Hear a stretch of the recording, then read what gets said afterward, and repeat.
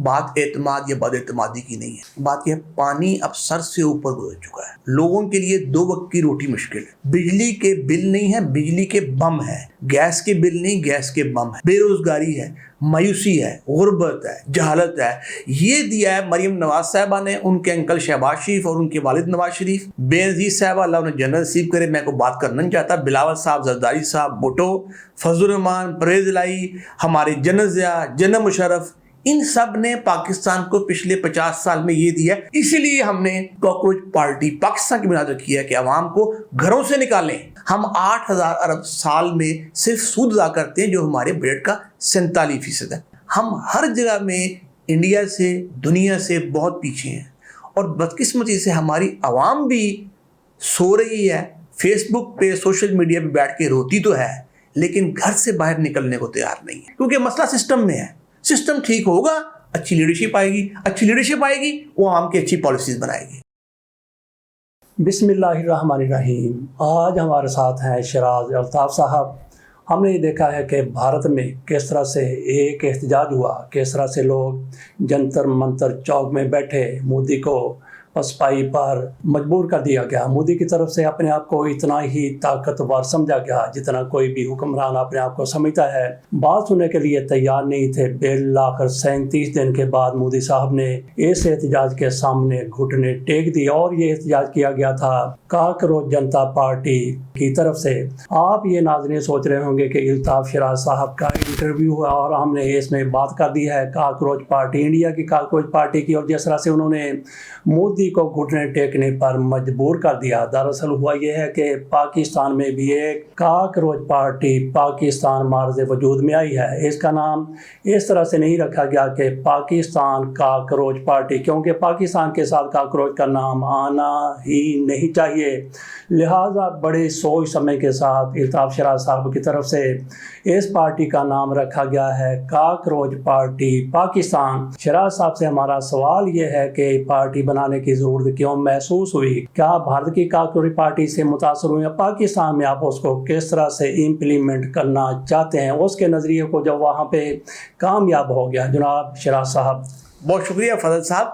آپ کے علم میں ہے کہ پچھلے 8 سال سے ہم سیاست کے میدان میں سرگرم تو ہیں ہی، الیکشن بھی لڑا، جلسے بھی کیے، احتجاج بھی کیے، بہت سی میٹنگز کی، کارنر میٹنگز کی۔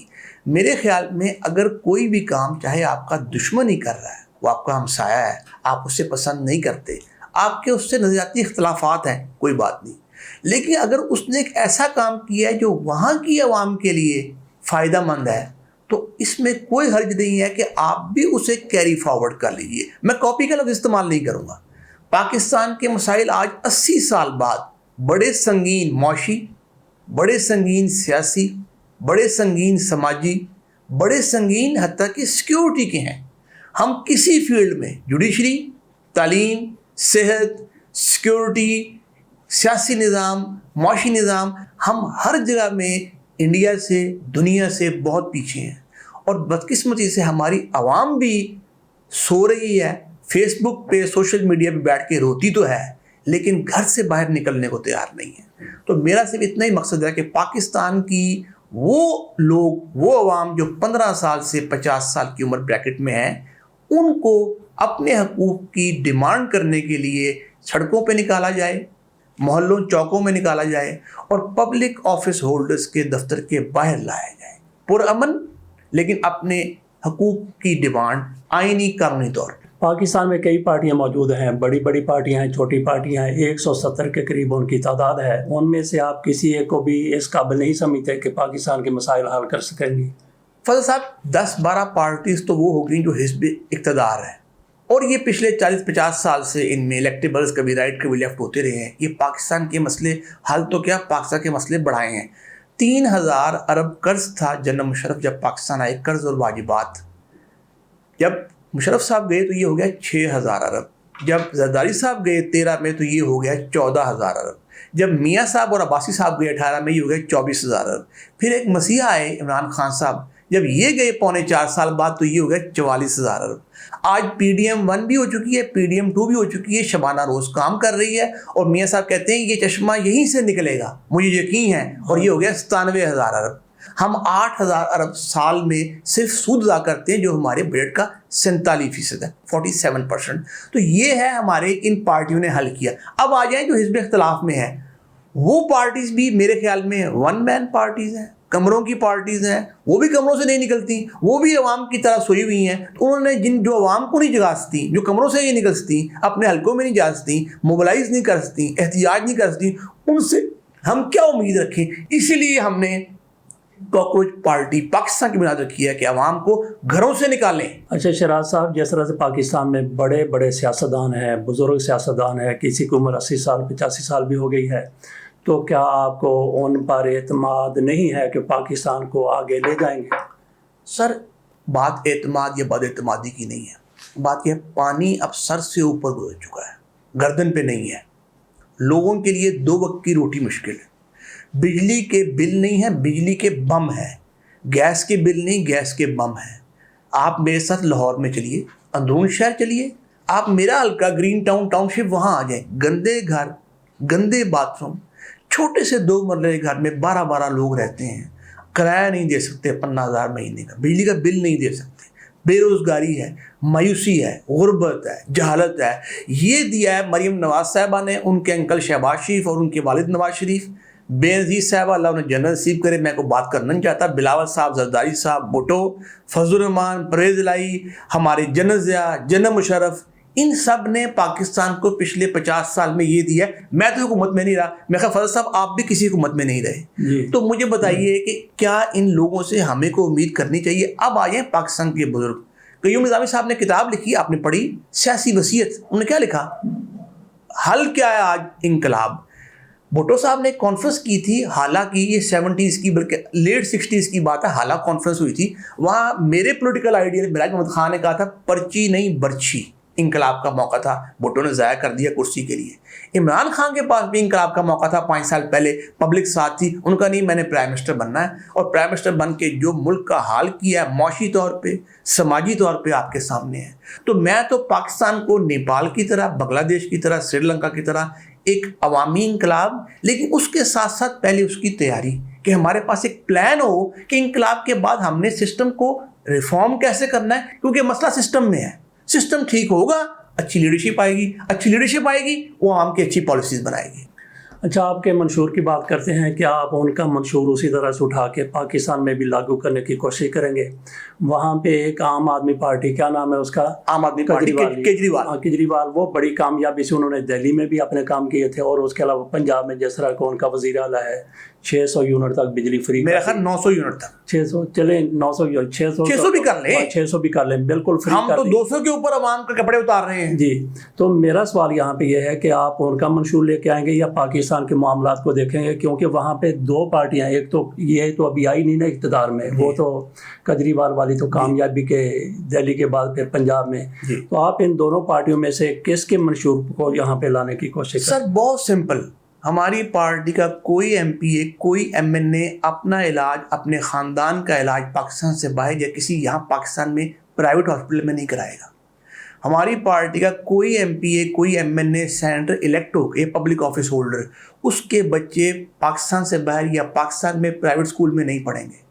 ہم جب حکومت میں ہوں گے انشاءاللہ تو پاکستان میں کوئی بھی پبلک آفس ہولڈر کے پاس یہ جو پرکس پریویلیجز ہیں، free petrol, free gas, free بجلی، فری گھر، آپ کے جو ججز ہیں ان کی پینشنیں 20-20 لاکھ ہیں، لوگ مہینے کا 20,000 نہیں کماتے.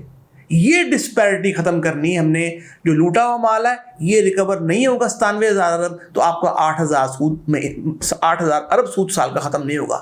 جب تک لوٹے ہوئے مال کی ریکوری نہیں ہوتی، جب تک اس سسٹم میں جو گند ہے وہ صاف نہیں ہوتا، اس سسٹم کو ٹھیک نہیں کیا جاتا، اس میں اچھے لوگ نہیں آ سکتے. اچھے لوگ آ کے پاکستان کی عوام کے لیے پالیسیز نہیں بنا سکتے. Very simple. رول ماڈل خود بن کے دکھائیے. جناح رول ماڈل تھے یا نہیں؟ آپ مجھ سے اتفاق کرتے ہیں کہ نہیں؟ ہم نہیں کہہ رہے ہم جناح ہیں، ہم کہہ رہے ہیں ہم جناح کے سپاہی ہیں. ہم سیلف لیس نہیں ہوں گے، ہمارے ذاتی ایجنڈے ہوں گے، ہم پاکستانی خدمت نہیں کر سکتے. ہمارے بچے کامیاب ہوں گے، ہمارے اکاؤنٹ بنیں گے، ہماری لندن میں، دبئی میں پراپرٹیز بنیں گی، پاکستان پیچھے جائے گا. یہی ہوا ہے پچھلے 50 سال میں. اپنا پروگرام آپ عوام تک پہنچانے کے لیے کیا پلان کر رہے ہیں؟ سر کاکروچ پارٹی پاکستان کا فیس بک پیج بھی ہے، انسٹا بھی ہے، یوٹیوب بھی ہے، ٹک ٹاک بھی ہے، ٹویٹر بھی ہے، تھریڈ بھی ہے. कल हमारा इंटरव्यू था मैडम फरिया फरूख के साथ, आज आपकी मेहरबानी आपने बुलाया। जहाँ जहाँ जाके हम पैगाम देते हैं हम दे रहे हैं, और हमारी कोशिश क्या है कि सिर्फ इंटरव्यूज़ नहीं, ये है आवाम की अवेयरनेस के लिए। अल्टीमेटली हमने एक पब्लिक मैस मूवमेंट बनानी है पाकिस्तान में, जो इन पब्लिक ऑफिस होल्डर्स के दफ्तर के बाहर जाए, इनसे अपने राइट्स डिमांड करे, और फिर इन्हें ये कहा जाए जी मेहरबानी करें, आप अपनी जॉब ठीक नहीं कर रहे, आप जो वादे करते हैं 200 यूनिट का वादा किया था बिलावल ने, 300 का किया था मरियम ने, आपको याद होगा, यही वादा गिलगित में किया है, यही कश्मीर में किया है, वहाँ बसें देते हैं, बलूचिस्तान में 10 अरब देते हैं, पाकिस्तान की अवाम भूखी बैठी है, पंजाब की अवाम भूखी बैठी है, आप लोग अपनी याशियों में हैं। तो ये पब्लिक मैस मूवमेंट अल्टीमेटली इन जालिम और लालची खुदगर्ज करप्ट हुक्मरानों से पाकिस्तान की जान छुड़ाएगी, और अवामी नुमाइंदे आएंगे तो पाकिस्तान पटरी पे आएगा। अभी हम पटरी पे नहीं है, इंडिया नंबर 4 में है इकॉनमी में दुनिया में, हम नंबर 48 में हैं। ह्यूमन डेवलपमेंट इंडेक्स में हमारा नंबर 140 से भी नीचे है। ये पार्टी बनी कब है और इसकी ओहदों की ब्रेकडाउन क्या है? सर ये पार्टी परसों लॉन्च की है हमने सोशल मीडिया। डेट इसका परसों आज डेट है 27 जुलाई 2026, 27 जुलाई 2026। ये 25 जुलाई 2026 को लॉन्च की गई है। मैं इसका चेयरमैन नहीं हूँ, मैं इसका बानी हूँ। अभी हम इसकी फॉर्मेशन कर रहे हैं। पाकिस्तान से जो लोग प्यार करते हैं, लीडरशिप में आगे आना चाहते हैं, ख़ास तौर पे नौजवान, छोड़ दें नारे लगाना, छोड़ दें इन पार्टियों के पीछे भागना। आप लोग खुद लीडरशिप में आए, आपके लिए मौका है, लीडरशिप में आए, पाकिस्तान को ठीक करें।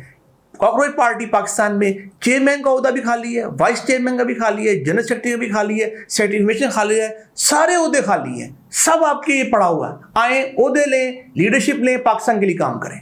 अच्छा, सेक्रेटरीट आपका कहाँ पे है? सर ये मॉडल टाउन लाहौर, कौन सी? D block. अच्छा, जो आना चाहे वेलकम। हमारा पता, हमारे फ़ोन नंबर सब हमारे सोशल मीडिया पेज पे पड़े हुए हैं। अच्छा, तो कामयाबी को आप किस तरह से देखते हैं? कितने इम्कानात हैं कामयाबी और कब तक हैं? मैं आपको एक बात बताऊँ फजल साहब, मैंने अपने वालिद का कारोबार ज्वाइन किया आज से 26 साल पहले। मेरे वालिद एक बड़े अजीम आदमी थे, उनका 6 माह कबल इंतकाल हुआ। हम पे 3 करोड़ रुपया कर्ज था, 5.5 लाख माहाना सूद था, 85 में से 80 बंदे फ्रॉडिये थे, और हमारा अपना घर नहीं था। 2012 में यानी 11 साल बाद अल्लाह ने कर्जे ख़त्म कर दिए, सूद ख़त्म कर दिया, 80 बंदे फारिग कर दिए, अल्लाह ने हमें अपना घर दे दिया मॉडल टाउन में। मैंने वही काम पाकिस्तान के लिए करने का मेरा इरादा और नीयत है।